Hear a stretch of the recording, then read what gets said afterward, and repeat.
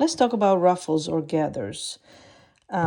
Before you start making your ruffles, you need to measure how much you need. So if you are doing a section of, I don't know, say 10 inches, you want to start off with 15 or even 20 inches. Let's say in this case, it's a small piece. So we want to end up with a section of 4 inches finished product. We're going to have about 8 inches worth of fabric because this is going to be gathered, okay? And it's going to shrink down, all right? Now, there's two ways of doing this. The traditional way, you start sewing without reinforcing, and you want to hold on to these strings because you will need them when you're finished. So do not cut them short and do not reinforce. And just sew along the edge.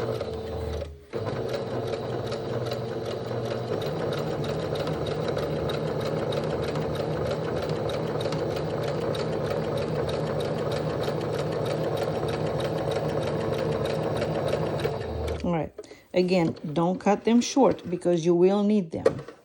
So you want to cut them pretty long. All right, what are we going to do now is we're going to grab either the top or the bottom. In my case, I'm going to grab the top thread. You see, there's the top and there's the bottom. I'm going to grab the top one and I'm just going to tug. And as I tug, I am creating ruffles. Do you see that? Go slow and gentle because if you break it, you got to start all over again and that's no fun. All right, if you're working with a long section, you want to do half from this side and the other half from the other side. Remember to also pull the top if you did the top on the other side.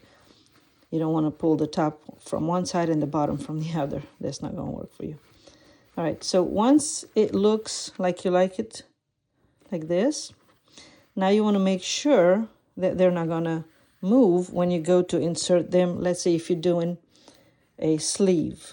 When you're going to insert it in a sleeve, these can move, so you want to stitch them in place. I forgot to tell you, before you even start to make your ruffles, you need to hem your edge. You see how difficult it would be to hem it at this point because it's all curly and curvy? So do it while it looks like this. Hem it up. Or if you don't want to hem it up, you want to get a double wide and fold it in half and then gather it. Then you would have this really pretty poofy hem over here. You've seen those on little girls' dresses and it really looks cute.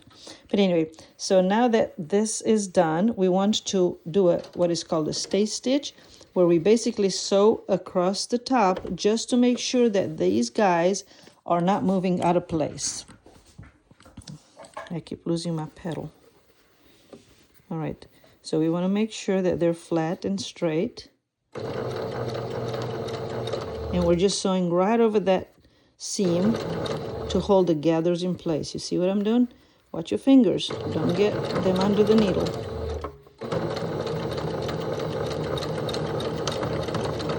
All right. So now it's secure. It's in place. See, it's not going anywhere. You see that? And now you can go ahead and add it to your project, whether that's a pillowcase. If you're going to do a bed skirt, I recommend you work in sections of 12 inches, no more, because it's really difficult to tug a really long section. All right, I'm going to pause this and get ready for the second option. The second option to do gathers involves a special foot, okay? And so I'm going to remove this foot first. And then I have to remove this arm because, as you can see, this foot has its own arm. So I'm going to need a little screwdriver. Off comes the arm. Here's the next one. Push it all the way up, and then you tighten it. All right, it's good and tight. The next thing you want to do, the bottom thread is all the way on the bottom already. This one needs to also be on the bottom, so I'm just going to push it through there and grab it. All right, both of them are on the bottom. Now let's take our piece. And the catch here is you have to hold your finger at the back and push the fabric. Don't let the fabric go. I'm going to show you as we go, okay? So get ready, finger behind it. And when the fabric arrives, you're holding it in place. I'm not sewing very straight. You see, do you see how my finger back there is holding it? You see that? I'm holding it. I can't sew a straight line, y'all. Look, those are ruffles. That's what it's created. Let's keep going.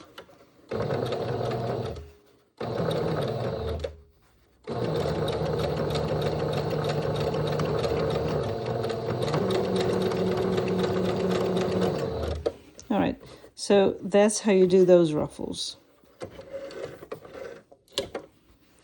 And again, I would recommend you do a stay stitch over the top, just like we did with the other one. Change your foot back to your regular foot, and do a stay stitch to make sure that they're the way you like them, and they're equal, not more gathers here and fewer here. And then you're ready to add them to your project.